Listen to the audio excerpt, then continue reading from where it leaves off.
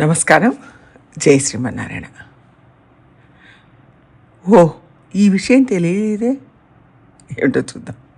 ఇవాళ ఒక విషయం చెప్పుకుందాం. ముందు ఉదాహరణ చెప్పుకొని తర్వాత అసలు విషయం చెప్పుకుందాం.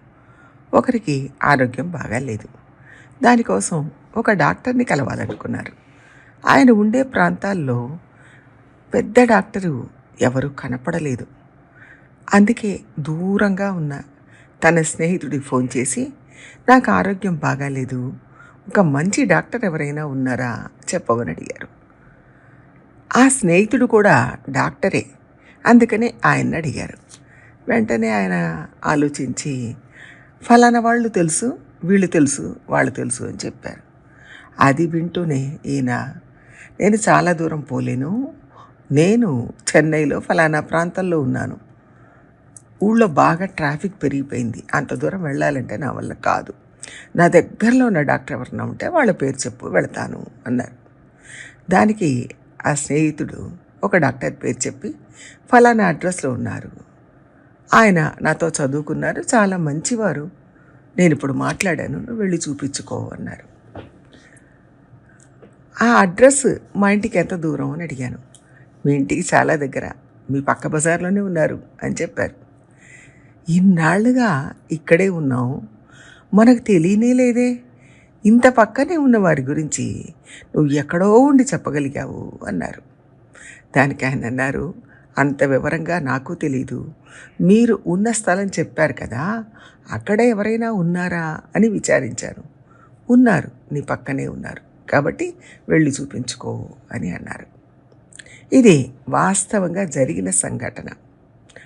పక్క బజార్లో ఉన్న డాక్టర్ని తెలుసుకోవడానికి 1000 కిలోమీటర్ల దూరాన ఉన్న ఒక మిత్రుడు చెప్పవలసి వచ్చింది.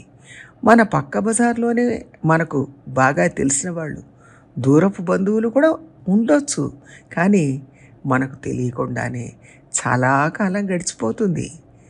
పెళ్లి సంబంధాలు చూస్తుంటాం, ఎవరెవరో అడుగుతూ ఉంటారు, మనం ఎవరెవరినో అడుగుతాం, ఎవరెవరికో చెప్తూ ఉంటాం, ఎవరన్నా మంచి సంబంధం ఉంటే చెప్పండి అని. ఎక్కడెక్కడో వెతుకుతాం, జాతకాలు పంపిస్తాం, ఆఖరికి మన బంధువులకు బాగా తెలిసిన వాళ్ళు లేదా మన సమీపంలో ఉన్నవాళ్ళు, మన బజార్లోనో మన ప్రాంతంలో ఉన్నవాళ్ళు దొరుకుతారు. ఇవన్నీ ఉదాహరణలు. సరే, అసలు విషయం ఏంటో చూద్దాం. మనందరికీ హృదయం ఉంది, జీవాత్మ ఉన్నాడు, పరమాత్మ కూడా అక్కడే ఉన్నాడు. కానీ ఈ జీవాత్మ పరమాత్మను తెలుసుకోదు. యమాత్మా నవేద యస్యాత్మా శరీరం యత్ పృథ్వీ శరీరం పృథ్వీ నవేద అని ఉపనిషత్తులో చెప్పబడింది. అందరూ ఆయనకు చాలా దగ్గరగా ఉన్నా ఆయన తెలియదు. అదే విచారం. ఇంత పక్కన ఉన్నవారిని తెలుసుకోలేకపోయారు. పక్క బజార్లో ఉన్న మన డాక్టర్ గురించి మనకు తెలియదు, పక్కనే ఉన్న పరమాత్మ గురించి కూడా మనకు తెలియదు. ఎవరో దూరంగా ఉన్న ఆచార్యులు చెప్తే అప్పుడు పరమాత్మ గురించి తెలుసుకునే ప్రయత్నం చేస్తున్నాం. మనకు పరమాత్మ జ్ఞానం లేదు, జీవాత్మ జ్ఞానం కూడా లేదు అని గురువు దగ్గర చెప్పుకున్నాం.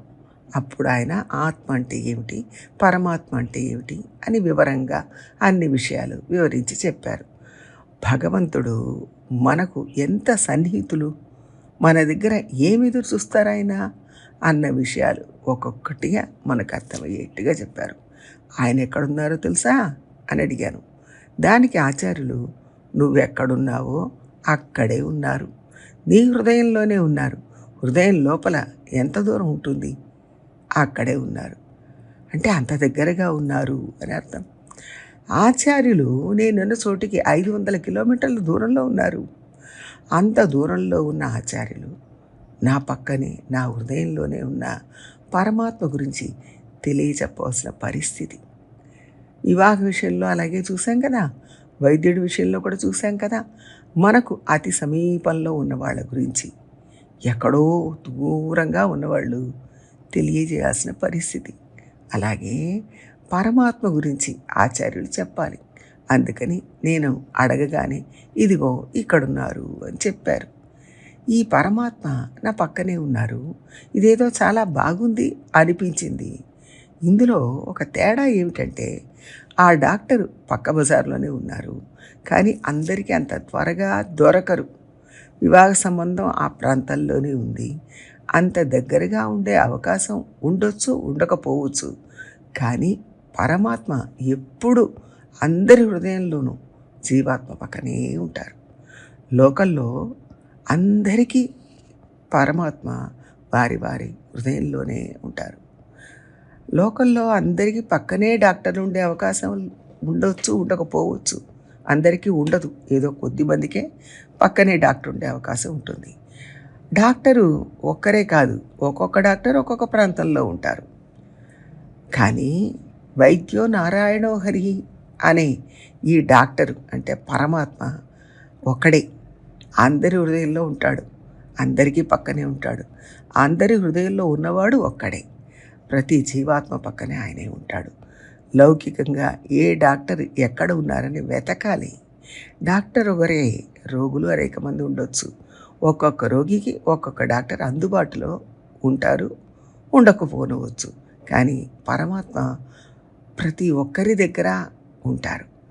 వాళ్ళ బాగోగులు ఆయనే చూసుకుంటారు. ఇలా మనకు పక్కనే ఉన్న వాళ్ళ గురించి దూరంగా ఉన్న ఆచార్యులు చెప్పడం వల్లే మనకు పరమాత్మ అంటే ఎవరో బోధపడుతుంది అని తెలుసుకోవాలి.